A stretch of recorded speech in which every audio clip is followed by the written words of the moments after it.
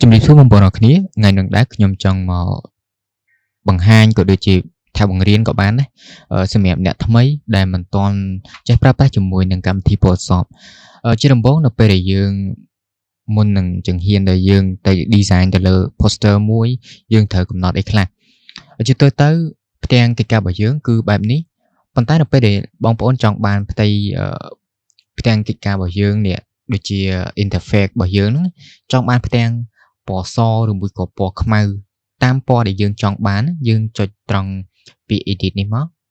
ចុចត្រង់ពាក្យ edit មកហើយយើងក៏លេខមកក្រោមវាបង្អស់ចុចពាក្យ reference ហ្នឹងមកហើយយើងចុចពាក្យ interface ត្រង់នេះគឺយើងអាចកំណត់បាននៅផ្ទាំង interface របស់យើងគឺវាមានច្រើនមានពណ៌ប្រផេះមានពណ៌រឿងប្រផេះថ្លាអញ្ចឹងណាហើយពណ៌សសម្រាប់ខ្ញុំអត់ប្រើពណ៌សទេគឺខ្ញុំប្រើពណ៌ខ្មៅដើម្បីជាការងាយស្រួលដល់ផ្នែកផងដែរហើយអានេះកន្លែងជាសម្រាប់កន្លែងនេះគឺជា workspace អ្នកទាំងអស់គ្នាអាចមើលបានមួយអាចចុចតាមរយៈ setting របស់ខ្ញុំមកនេះគឺជាការកំណត់យក tool របស់យើងយកមកប្រើប្រាស់ក្នុងការ design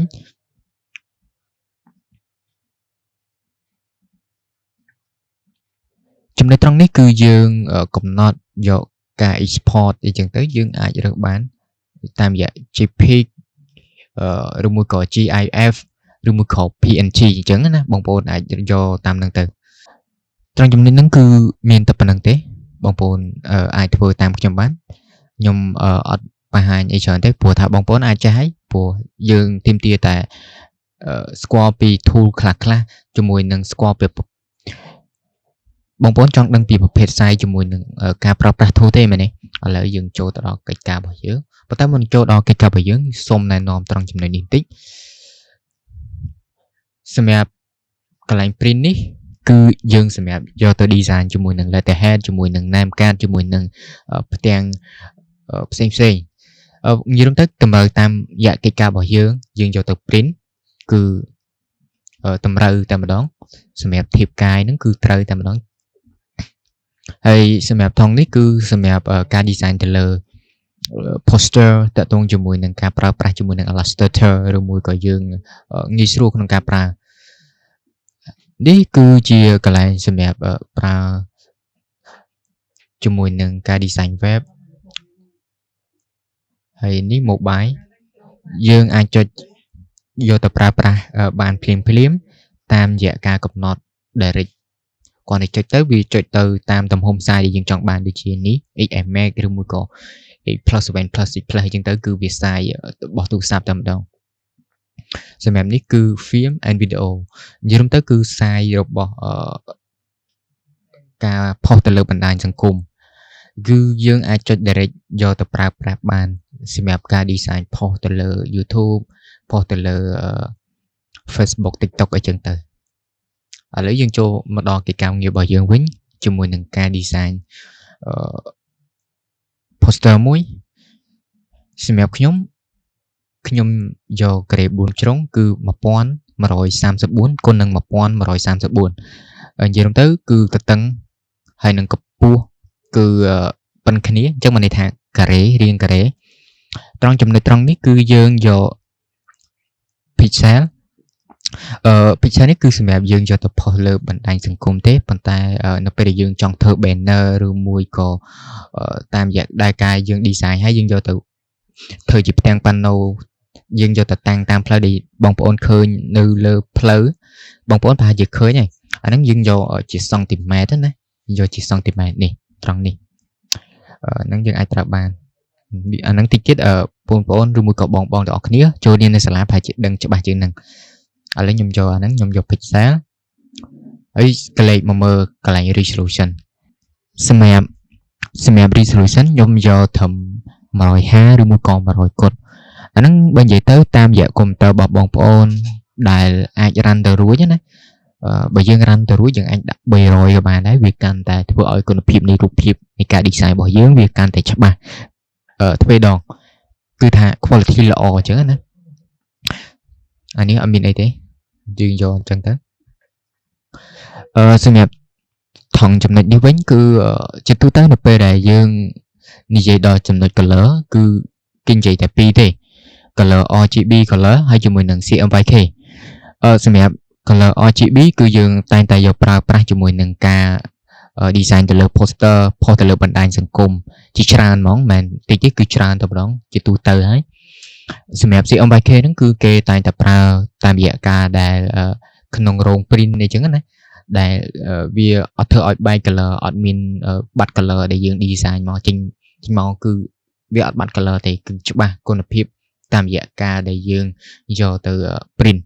អញ្ចឹងវាម្យ៉ាងម្នាក់នេះគឺសម្រាប់ RGB សម្រាប់ផុសទៅលើបណ្ដាញសង្គមអានេះសម្រាប់យើងយកទៅ print គឺ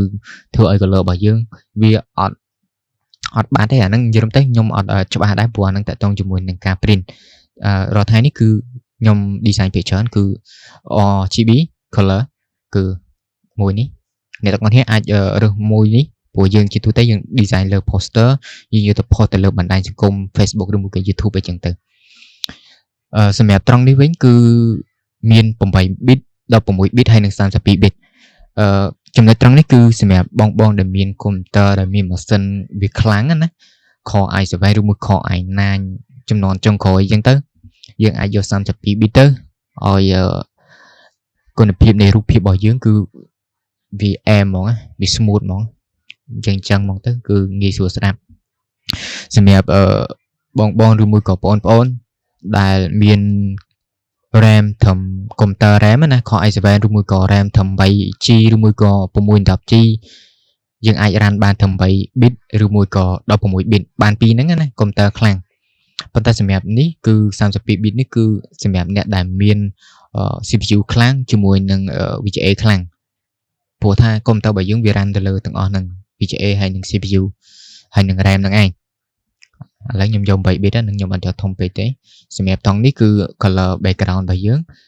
មាន white black ហើយ black អីចឹងនេះយើង custom យើងអាចកំណត់បានអញ្ចឹងណាឥឡូវខ្ញុំយកពណ៌សឥឡូវយើងចុច design ជាមួយនឹងផ្ទាំងការងាររបស់យើងតែម្ដងនៅពេលដែលយើងចុចហើយយើងចុចកំណត់ហើយឥឡូវវាបានផ្ទាំងការងារអ្នកទាំងអស់គ្នាប្រហែលជាមើលទៅចង់ច្រឡំហើយព្រោះជាទូទៅនៅពេលដែលយើងបើកផ្ទាំង interface របស់យើងភ្លាមឬមួយក៏យើងបើកការងាររបស់យើង artwork របស់យើងភ្លាមណាយើងតែងតែឃើញនៅខាងនេះlayer គឺនៅខាងក្រោមនេះប៉ុន្តែសម្រាប់ខ្ញុំយកមកដាក់ខាងឆ្វេងដៃវាងាយស្រួលសម្រាប់ខ្ញុំក្នុងការ design ហើយទាំងអស់នេះគឺជា tool សម្រាប់ប្រើប្រាស់ខ្ញុំនឹងមានមេរៀនមួយសម្រាប់បងប្អូនអរគ្នាក្នុងការបង្ហាញតទៅជាមួយនឹងការប្រើប្រាស់ tool ទាំងអស់ហ្នឹងដើម្បីងាយស្រួលក្នុងការប្រើប្រាស់នៅពេលដែលយើងយកទៅ design ទៅលើ artwork ផ្ទាំងការងាររបស់យើងជាដំបូងខ្ញុំនឹងណែនាំអ្នកទាំងអស់គ្នាតទៅជាមួយនឹងការ export រូបដើម្បីបានមក design វិធីសាស្ត្រក្នុងការដែលយើង design យករូបភាពមកប្រើប្រាស់យើងមានច្រើនវិធីអ្នកខ្លះក៏បើកជាមួយនឹង folder អញ្ចឹងទៅហើយក៏គេរើសមើលការងាររបស់គេដែលចង់ design អាហ្នឹងខ្ញុំរឿងលម្អិតបន្តិចអាចថាមេរៀនហ្នឹងវារឿងច្រើនជាងគេក៏ពិតមែនប៉ុន្តែវាលម្អិតតែម្ដងយើងអាចប្រើបានច្រើនទម្រង់ណាយើងអាចមើលបែបនេះមកឥឡូវខ្ញុំចង់ design ជាមួយនឹងការបុណ្យកឋិនជាទូទៅគេធ្វើបែបហ្នឹងអ្នកខ្លះណាគេគិតថាងាយស្រួលអញ្ចឹងទៅគេទាញដាក់អញ្ចឹងទៅឃើញទេ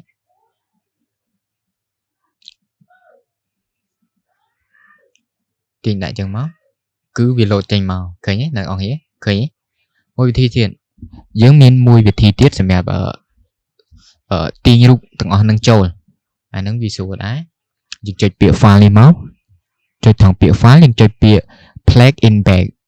ចុចត្រង់នេះមកឃើញទេ plug in back តោះមកយើងរើសelement ដែលយើងចង់យកមក design មួយនេះយើងចុចចឹងមកឃើញទេវាចូលដូចគ្នាអញ្ចឹងអាចប្រើប្រាស់បានដូចគ្នាមួយទៀតសម្រាប់បងប្អូនថ្មីអាចនឹងមិនយល់ត្រង់ចំណុចនេះនៅពេលដែលយើងចង់ព្រិចព្រមរូបគឺយើងទាញបែបនេះមែនទេឃើញវាអាចខូចគុណភាពឃើញអត់ត្រង់ចំណុចនេះនៅពេលដែលយើងបែបហ្នឹងហើយវាខូចគុណភាព dương ai cái lệ một khang lớn dương cho dương đọ bị xử lý năng tranh mất thong chấm nói năng dương ai cho bị ship hay dương ô bàn cái nhé cho bị ship dương ai bị chia ô bàn tới chơi tới sram nó phải dương từ tụ bàn elementแบบนี้ฮะคือdương từ tại cell សម្រាប់ការសេវគឺយើងចុចពាក្យ file យើងរកមកកន្លែងនេះព្រោះខ្ញុំបានសេវហើយឥឡូវខ្ញុំឧទាហរណ៍សាមីសេវអញ្ចឹងទៅនេះគឺជាកិច្ចការរបស់ខ្ញុំដែលបានសេវហើយសម្រាប់ file របស់យើងអាចកំណត់យកតាមខ្ញុំបាននេះសម្រាប់ file Photoshop គឺយើងយក file PSD យើងអាចយកទៅសេវនៅក្នុង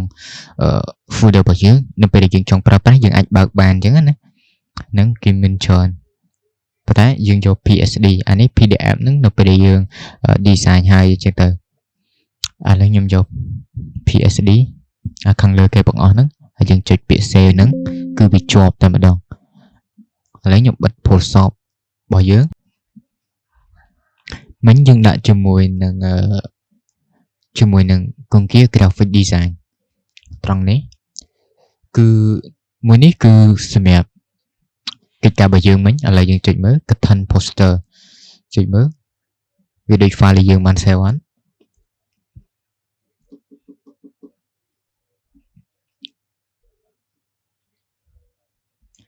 នេះគឺជាផ្ទាំងកិច្ចការរបស់យើងដែលយើងបាន save មុនហ្នឹង